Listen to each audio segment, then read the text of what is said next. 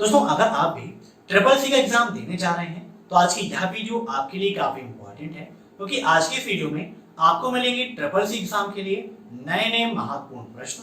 तो इस वीडियो को लास्ट तक आप जरूर देखिएगा।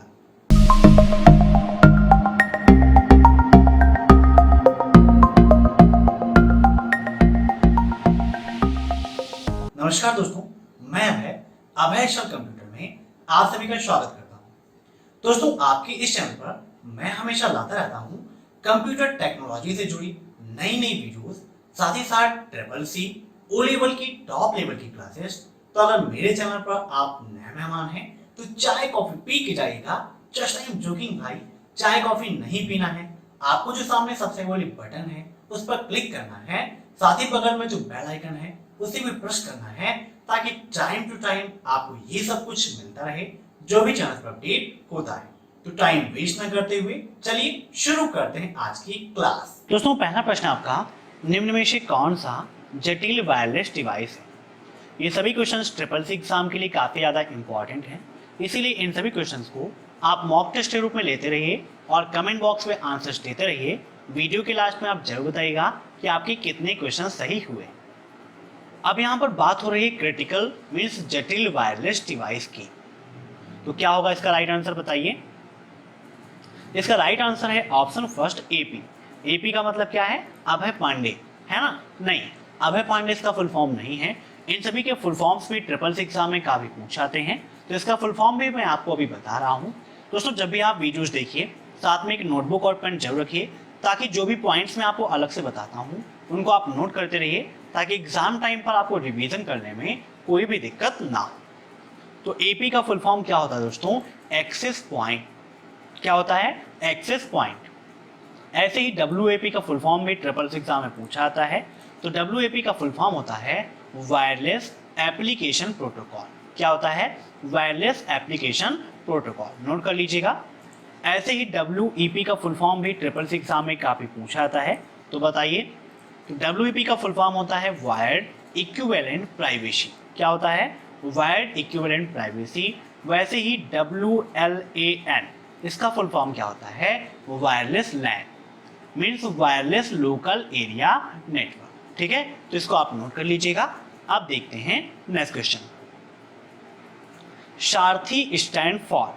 सारथी का फुल फॉर्म क्या है बताइए। सारथी आपके लिए काफी इंपॉर्टेंट है, और एक क्वेश्चन ये भी आता है कि सारथी है क्या, है ना? तो ये भी आपको बताना है। तो सारथी का फुल फॉर्म क्या होता है? Sunrised advance application rail travel help and information. क्या होता है? Sunrised advance application railway travel help and information. Government की एक ऐसी वेबसाइट्स है जहां पर रेलवे से संबंधित पूरी जानकारी आपको मिल जाती है। सभी ट्रेन्स के बारे में आप जान सकते हैं कि किसका क्या शेड्यूल है, किसका क्या रूट है। टिकट के लिए भी आप पूरी जानकारी यहाँ से आप ले सकते हो। ठीक है, अब देखते हैं नेक्स्ट क्वेश्चन। ईथरनेट के लिए कौन से कंपोनेंट लैन में उपयोग किए जाते हैं बताइए। ईथरनेट के लिए कौन से कंपोनेंट हम लोकल एरिया नेटवर्क में उपयोग करते हैं? कोएक्सियल केबल का, फाइबर का, या फिर एसटीपी का, या उपरोक्त सभी का? तो इसके लिए हम इन सभी का उपयोग करते हैं। तो राइट आंसर क्या होगा इसका? ऑप्शन डी, उपरोक्त सभी। ठीक है, अब नेक्स्ट। निक नेट का फुल फॉर्म क्या है? NIC NET का फुल फॉर्म काफी इंपॉर्टेंट है, बहुत बार ट्रिपल सी एग्जाम में पूछा गया है। तो नेशनल इंफॉर्मेशन सेंटर नेटवर्क होता है इसका फुल फॉर्म। नोट कर लीजिएगा, काफी इंपॉर्टेंट है। अब देखते हैं नेक्स्ट क्वेश्चन।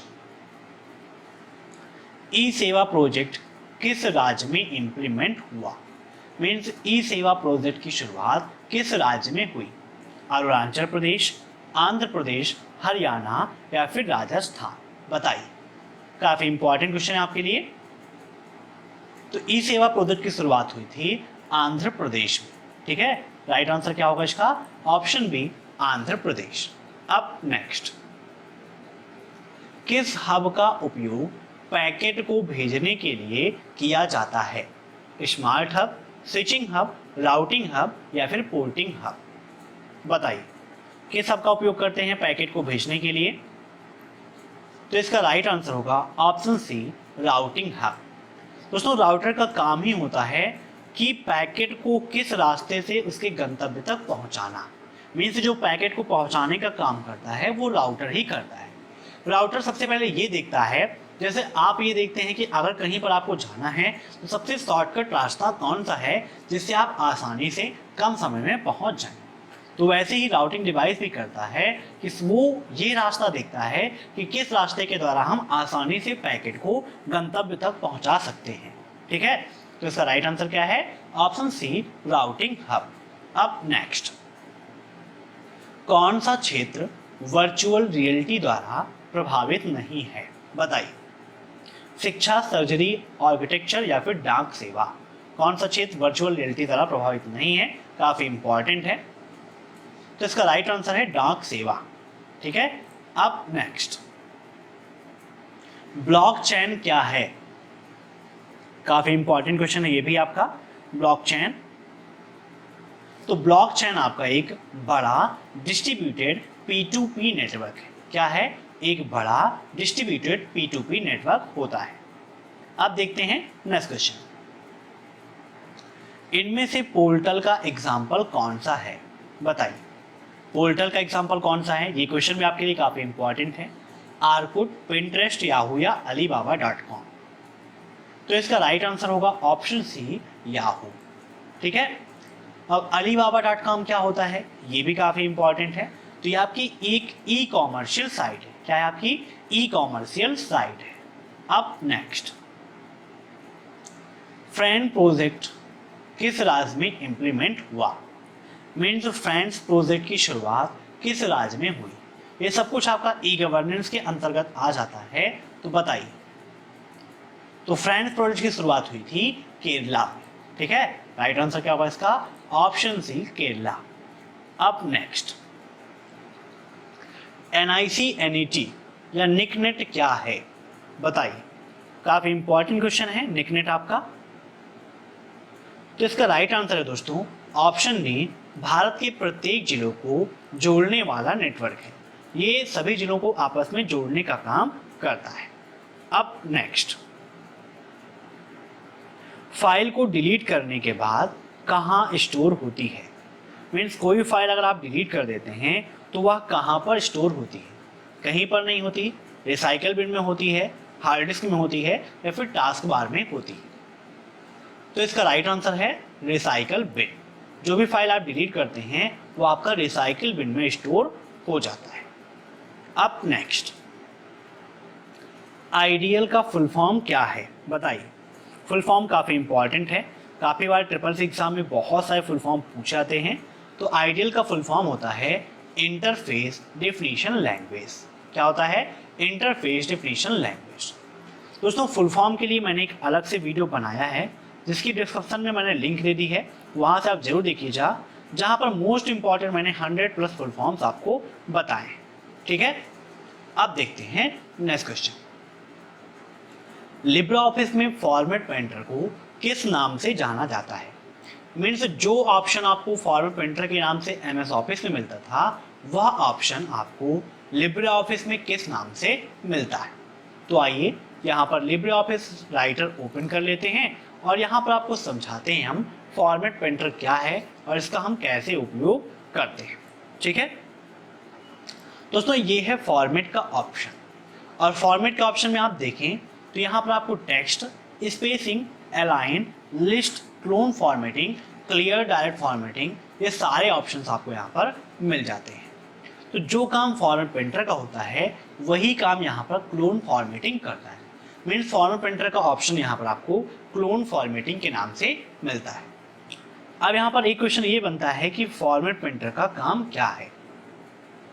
तो फॉर्मेट पेंटर का उपयोग होता है एक जगह की फॉर्मेटिंग को दूसरी जगह पर अप्लाई करना।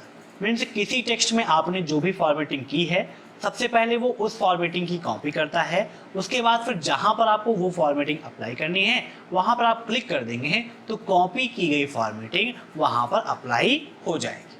ठीक है, अब यहाँ पर जैसे टेक्स्ट का ऑप्शन दिया गया है तो टेक्स्ट के अंतर्गत काफ़ी सारे ऑप्शन दिए गए हैं, जैसे bold, italic, underline, double underline, strike through, overline, superscript, subscript. इनकी शॉर्टकट की क्या होती है? इसको आप स्क्रीनशॉट ले लीजिए या फिर नोट कर लीजिएगा।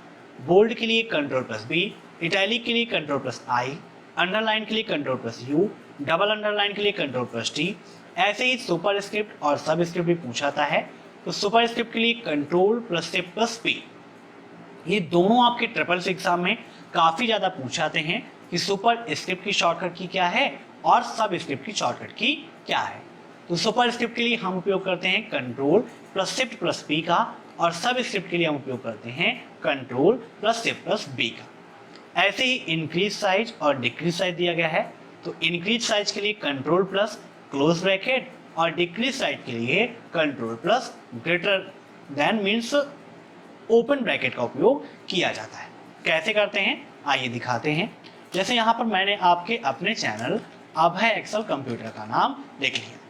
अब इसकी साइज को मुझे बड़ा करना है, इसको हमने सेलेक्ट किया और कंट्रोल के साथ में क्लोज ब्रैकेट यहाँ पर प्रेस कर रहे हैं। तो कंट्रोल के साथ में क्लोज ब्रैकेट हमने किया, देखिए आप देख सकते हैं साइज कितनी बड़ी हो गई है। ऐसे ही छोटा करना है तो कंट्रोल के साथ में ओपन ब्रैकेट हम प्रेस कर रहे हैं, तो आप देख सकते हैं इतनी छोटी साइज हो गई है कि आप ऐसे देख ही नहीं सकते हैं। फिर से यहाँ पर इसको बड़ा कर लेते हैं। ऐसे यहाँ से क्वेश्चन आता है कि स्पेसिंग का ऑप्शन कहाँ मिलता है, तो फॉर्मेट मेनू के अंतर्गत आपको स्पेसिंग का ऑप्शन मिल जाता है, जहाँ पर आप देखेंगे तो बाय डिफॉल्ट में 1 होता है। इसके अलावा लाइन स्पेसिंग 1, 1.5, 2 का ऑप्शन यहाँ पर मिल जाता है। इसके अलावा आप इंक्रीज करना चाहें तो इंक्रीज भी कर सकते हैं, इंडेंट बढ़ाना घटाना है तो ये ऑप्शन भी आपको यहाँ पर मिल जाते हैं। इसके अलावा अलाइन का ऑप्शन यहाँ पर दिया गया है। अलाइन से आप किसी टेक्स्ट को लेफ्ट, सेंटर, राइट जस्टिफाई करना चाहें तो वो भी कर सकते हैं। और इसकी शॉर्टकट की क्या होती है, तो लेफ्ट के लिए Ctrl+L, सेंटर के लिए Ctrl+E, राइट के लिए Ctrl+R और जस्टिफाई करने के लिए Ctrl+J का उपयोग किया जाता है। ऐसे ही बुलेट लिस्ट दिया गया है। तो एक क्वेश्चन आता है कि लिब्रे ऑफिस राइटर में बुलेटेड लिस्ट के लिए शॉर्टकट की क्या होती है, तो क्या होती है Shift+F12, नंबर लिस्ट के लिए F12, मूव डाउन के लिए Ctrl+Alt+Down और मूव अप के लिए Ctrl+Alt+Up का उपयोग किया जाता है। तो नोट कर लीजिएगा, ये भी आपके लिए काफी इंपॉर्टेंट है।